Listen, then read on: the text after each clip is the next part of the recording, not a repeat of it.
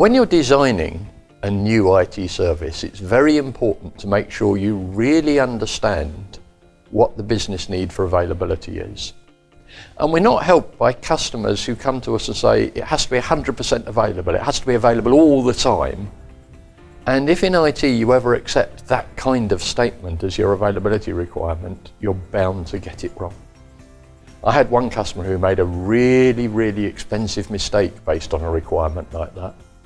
The customer said it's got to be available all the time, and they designed a solution using clustering and using RAID and using dual network paths and using all the standard features that you use to get high availability. Because they hadn't really understood the business process and what the impact would be when this service wasn't available, and because they hadn't pushed the customer for a better definition of what they needed, they'd never discovered that what the customer real requirement was a service that recovered guaranteed within a quarter of a second, 250 milliseconds whenever there was an outage. Now, the techniques we use like clustering and RAID typically take 10 or 20 seconds to fail over. And for this particular customer, that 10 or 20 seconds would have been a huge cost and a huge impact.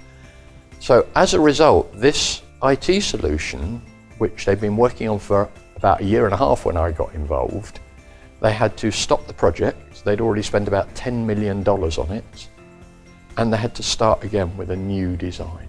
And that took another year onto the project. At the end of the year, I helped with the design. It was great fun designing this solution.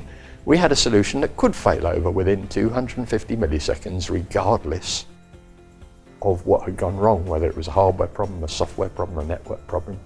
It was a great solution, but we'd thrown away $20 million before we started designing it. Please understand the business process, talk to your customers, and never accept it's got to be available all the time. Drill down and find out what the real need is.